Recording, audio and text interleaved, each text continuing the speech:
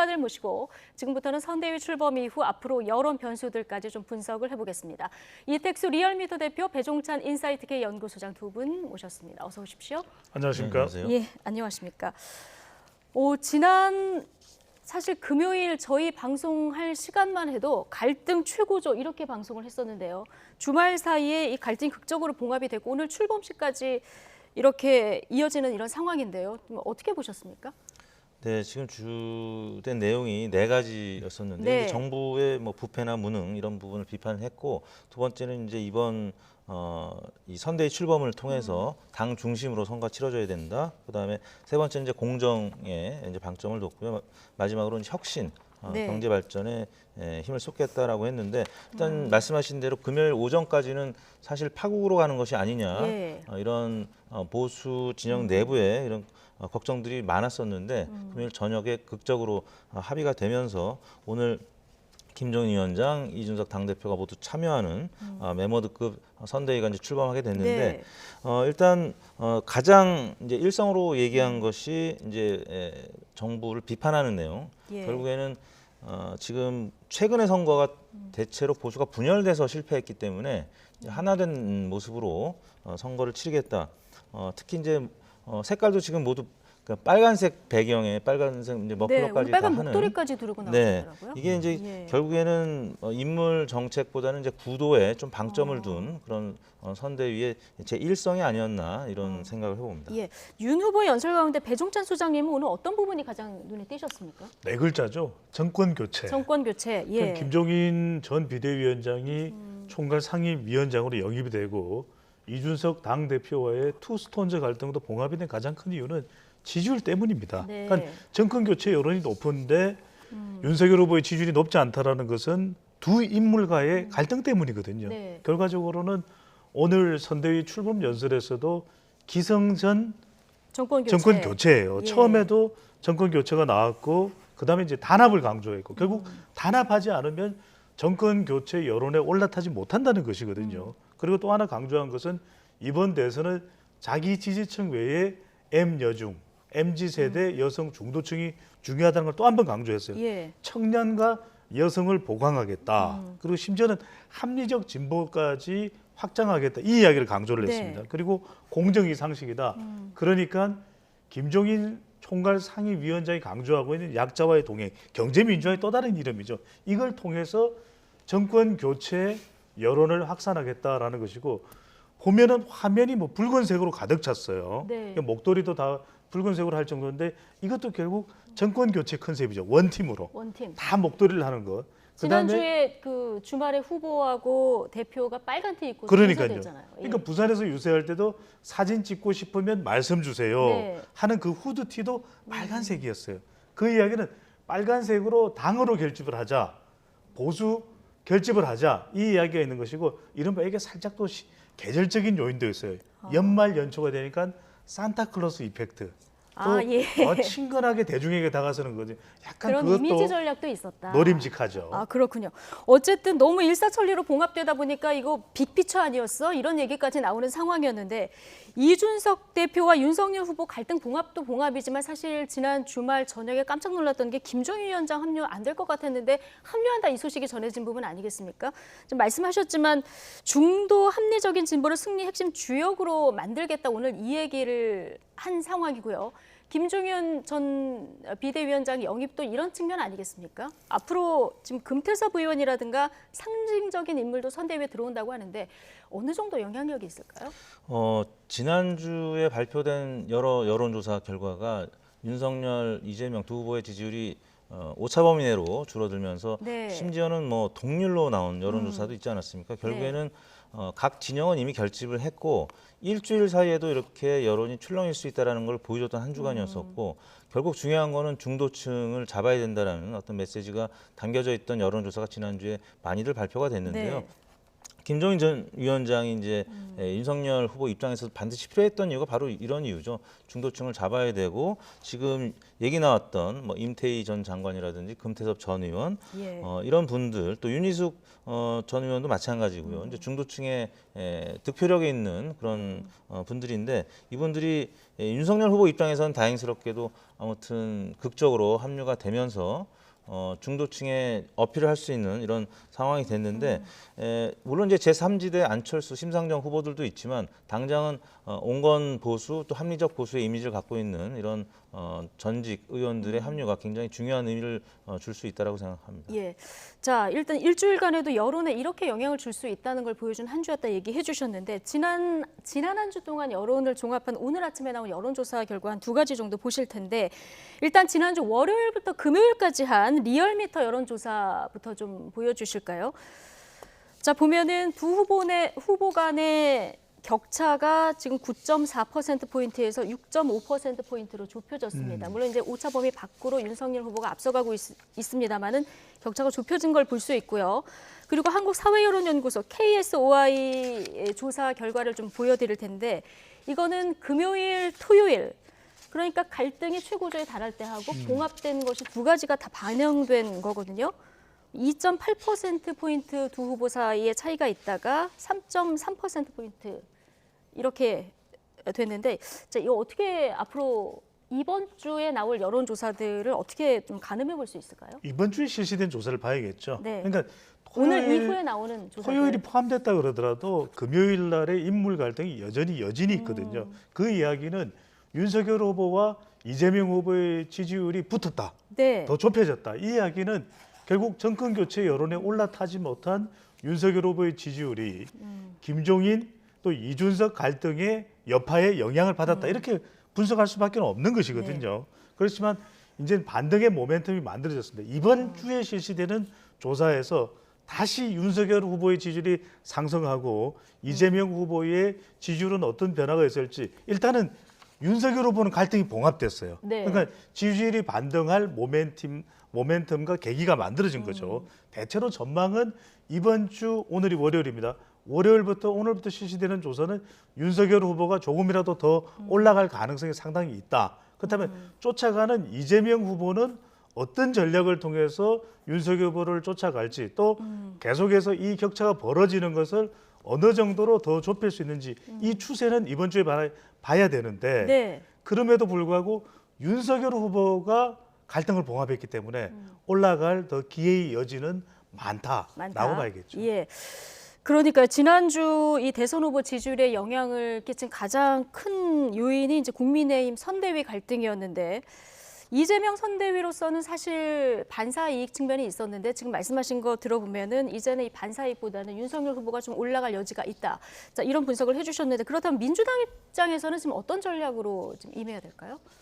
민주당 입장에서는 이제 구도 차원에서는 좀 어려운 이제 선거임에는 분명한데 인물이나 정책 이런 면에서 구체적으로 이제 지지도를 물어볼 때 경제를 잘 살릴 수 있는 후보라든지 네. 뭐 부동산 이제 개별적인 이슈로 넘어가면 또 이재명 후보가 지지율이 높게 나오는 케이스들도 있거든요. 인물과 정책. 네, 예. 그렇기 때문에 이제 이 부분 관련해서 여러 정책들을 이재명 후보가 지금 내세우거나 혹은 또 국민들의 반발이 있는 여론을 좀 한정 물러난다든지 뭐 이런 부분이 있고요. 또 이 민주당 내부에 이탈했던 가령 이제 정세균 후보를 만나면서 뭐 전북 지역의 이제 민심을 다시 회복시킨다든지 네. 이 호남하고 지금 민주당 지지층의 충성도 로얄티는 많이 회복이 됐습니다. 문제는 수도권이라든지 또 이대남이라고 일컬어지는 20대 남성들. 그다음에 60대 이상의 여성, 70대 이상의 여성층이 아직까지는 윤석열 후보에 대한 지지도가 굉장히 높기 때문에 네. 이분들을 위한 어떤 정책을 내세울 수 있을 것인지 이런 부분이 이제 관건이고요. 한 가지 이재명 후보 입장에서 바람직한 부분은 이제 문재인 대통령의 국정수행 평가가 최근 들어서 좀 회복이 되고 예. 뭐 40% 선을 회복하는 이런 지표가 나오고 있거든요. 과거 이맘때쯤에 5년 차의 3, 4분기 때 전직 대통령의 국정수행 긍정 평가는 높은 분들이 20%대였었거든요. 네. 그래서 이제 문재인 대통령에 대한 지지도가 좀 상승이 됐고 부정평가도 60% 아래로 지금 50% 중반을 유지하고 네. 있는데 부정평가가 60%를 넘으면 정권심판원이 꽤 이제 또 힘을 받아서 이재명 후보 입장에서 좀 어려운 선거가 될 수 있는데 지금 당청 지지율이 조금 회복세를 이제 나타나고 있다라는 점에서는 네. 좀 이재명 후보 입장에서는 좀 고무적인 일이라고 할 수 있겠습니다. 대통령의 이례적인 높은 지지율이 도움이 될 것이다 이런 전망을 해주셨는데 근데 이재명 후보는 현 정부하고 또 차별화되는 발언도 좀 이어가고 있는 상황인데 네. 자, 어떤 전략을 세워야 더 유리한 겁니까? 중요한 것은 가랑비에 옷 젖는다는 것이 중요한 거예요. 예. 이번 대선에는 뭔가 큰 이슈가 있느냐 없어요. 그러니까 또 큰 이슈는 손에 잡히지 않고 가장 중요한 MZ세대 여성 중도층만 해도 이제는 학습효과에서 그래 이거 완전히 그냥 펴기 위한 네. 유권자들을 현혹시키기 위한 정책이고 공약이 압니다. 그러니까 정말 중요한 것은 지금 이재명 후보와 윤석열 후보의 승부처는 어디냐?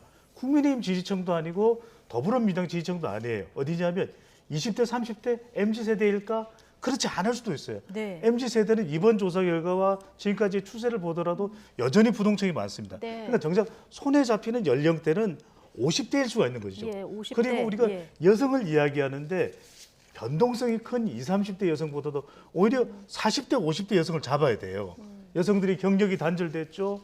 또 학부모로서 자녀에 대한 고민이 많죠. 이 부분을 어떻게 해결해 줄까? 또 하나는 이번 대선의 가장 지역적으로 승부 지역은 요충지는 서울입니다. 서울이라는 이야기 나올 정도로 지금 많이 격차가 줄어들긴 했지만 서울에서는 부동산 영향을 받고 젊은 세대들 유권자가 많은 이 서울 지역에서 어떤 경합을 벌일지 이 부분은 이재명 후보든 또 윤석열 후보든 손에 잡히는 정책을 꺼내놔야 되는 거죠. 왜냐하면 예. 지나치게 이 정책이 비대해서 또는 현실 불가능하면 오히려 역풍과 부작용이 볼 수 있거든요. 손에 잡히는 정책, 손에 잡히는 비전으로 무당층, 지지 정당이 없다는 그리고 가장 중요한 게 요즘 뿔나 있고 화나 있고 앵그리 버드가 뭐냐면 자영업층이거든요. 예. 직업적으로 보면 그 비율도 상당히 높습니다. 이들을 위해서 정말 실현 가능한 손실 보상이 뭐냐 이걸 먼저 얘기하는 예. 후보가 더 효과적일 수가 있는 거죠. 예, 여전히 부동층이 높은 20, 30대보다는 오히려 서울의 40, 50대 자영업자 이렇게 구체적으로 좀 겨냥하는 것이 오히려 도움이 될 것이다. 네. 양 정당 모두 공이 해당되는 말씀이라는 얘기 해주셨는데 현재 여론 추이에 대한 두 당의 판세 분석이 좀 상이합니다. 김종인 위원장 그리고 여당의 중진이죠. 우상호 의원의 발언까지 같이 듣고 오시겠습니다. 서울시장 보궐선거의 분위기가 아직도 난 살아있다고 봐요. 서울시장 보궐선거에서 뭐 조직도 취약하고 여러 가지로 뭐 취약했던 국민의힘의 후보가 그렇게 압도적으로 당선될 수 있었던 그 요인이 뭐냐? 분석을 하면 금방 나옵니다.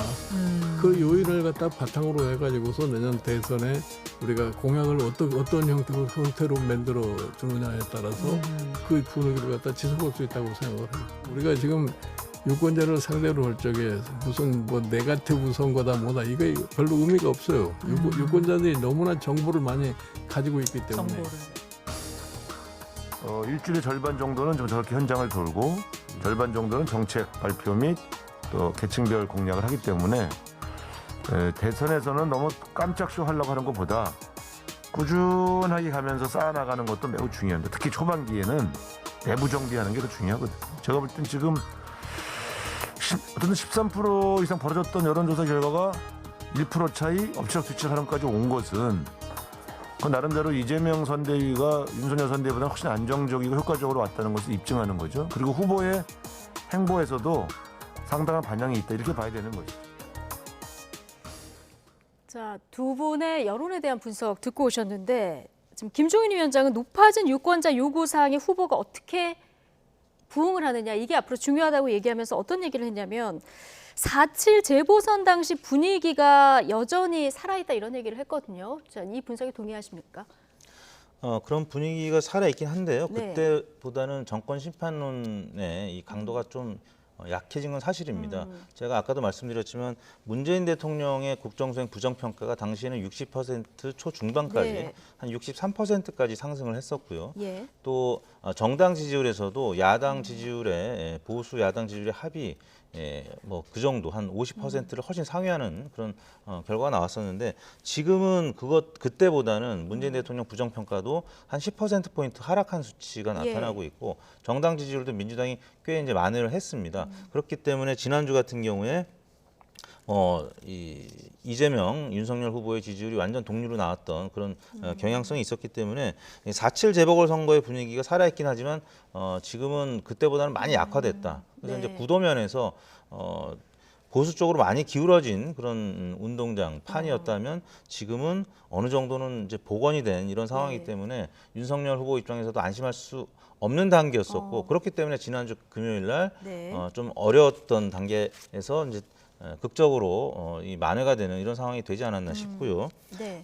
지금 민주당 같은 경우 민주당은 이제 이재명 후보가 아까 말씀하셨던 것처럼 계층별로 좀 아주 현미경처럼 바라보고 어려운 부분들을 지금 해결해주는 그러니까 이재명 후보의 장점은 사이다의 네. 이제 사이다 정치를 해왔다라는 그런 면인데 지금 뭐 자영업층 같은 경우 지금 굉장히 어려움을 겪고 있는데 재난지원금이 지금 속시원히 나가지 못하고 있기 때문에 가령 기재부라든지 이런 부분들 좀 비판하고 있는 건 아니겠습니까? 네. 그래서 이런 부분들 논의 중인 것이 혹은 뭐 국회에서 입법이 발의 중인 것들이 좀 빠르게 좀 결정이 되고 시행이 되는 이런 부분들에 있어서 이재명 후보가 좀 결단력을 내리려고 하는 그런 모습들을 보이는 것 같고 네. 그런 부분들이 조금씩 반영이 되다 보니까 자영업층도 사실은 양강 후보의 지지율 격차 좀 컸었는데 예. 최근에 그 자영업층에서도 많이 좀 지지율 격차가 줄어들었고요. 네. 50대 같은 경우도 마찬가지입니다. 많이 지금 자영업층이 가장 포진되어 있는 세대가 50대인데 50대는 많이 줄어들었고 이제 문제는 아까 말씀하셨던 것처럼 20대 뭐 여성은 물론이고 남성은 아직도 좀 격차가 크고 서울 부동산 문제가 아직 해결이 안 됐기 때문에 네. 서울도 굉장히 격차가 크기 때문에 이 부분들 어떻게 이재명 후보가 공략할 것인지가 관심의 대상이 되고 있습니다. 양당 모두 지금 선대위 진영이 갖춰졌기 때문에 이제는 정책 대결을 해야 되는데 아까 말씀하신 대로 이제 구체적인 접근이 필요하다고 하지 않으셨습니까? 지금 이재명 후보 오늘 아침에 소상공인들과 함께한 자리가 있었는데 여기서 현 정부 특히 이제 기재부의 직격탄을 날리면서 코로나 2년간 정부의 소상공인 지원은 쥐꼬리다 이런 얘기를 했는데요.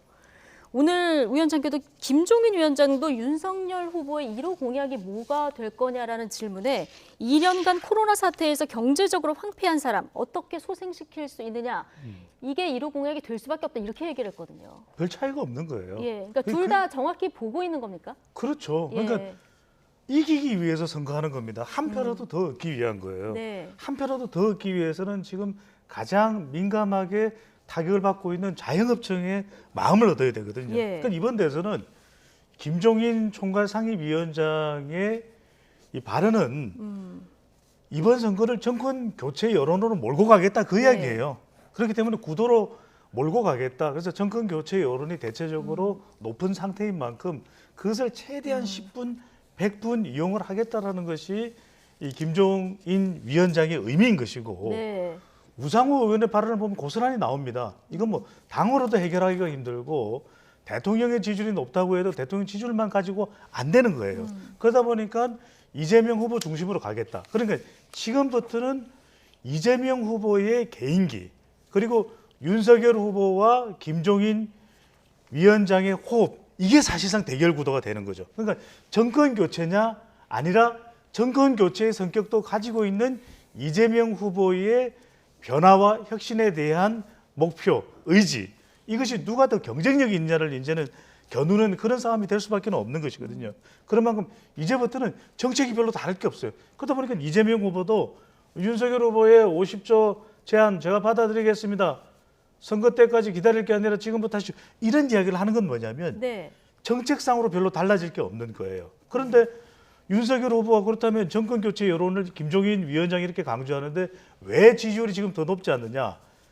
이건 후보가 지지율을 견인하는 데는 3P가 있습니다. 기본적으로 바탕에 깔리는 것은 지역 세대 이념이죠. 근데 후보자가 돼서 선거에서 견인할 때는 세 가지입니다. 3P. P는 뭐냐면 필로소피, 이념이에요. 두 번째 P는 피플입니다. 세 번째 P는 팔러시, 공약이거든요. 네. 그러니까 그동안 이념 가지고서만 지지율을 견인해 왔던 거예요. 근데 사람과는 삐그덕됐죠. 김종인, 이준석 갈등 마무리가 됐습니다. 이제는 윤석열 후보도 정책을 이야기할 수밖에 없거든요. 말 그대로 이재명 후보의 정책, 윤석열 후보의 정책이 이제 맞부딪히는 계속 치열하게 접전하는 프레임 전쟁의 양상으로 이어지게 되는 것이죠. 예. 자, 앞으로 세대별 이슈 선점을 누가 어떻게 잘 섭렵하느냐, 먼저 선점하느냐 이것도 관심인데 앞서 배종찬 소장님은 50대가 중요하다는 얘기를 지난주부터 이제 해주셨고요. 그러나 여전히 2030 표심을 겨냥한 두 후보의 전략들이 계속 나오고 있는데 일단 국민의힘은 지난주 갈등이 봉합되면서 이준석 그 대표의 역할이 좀 커진 상황 아니겠습니까? 앞으로 표심에 어느 정도 영향이 있을까요?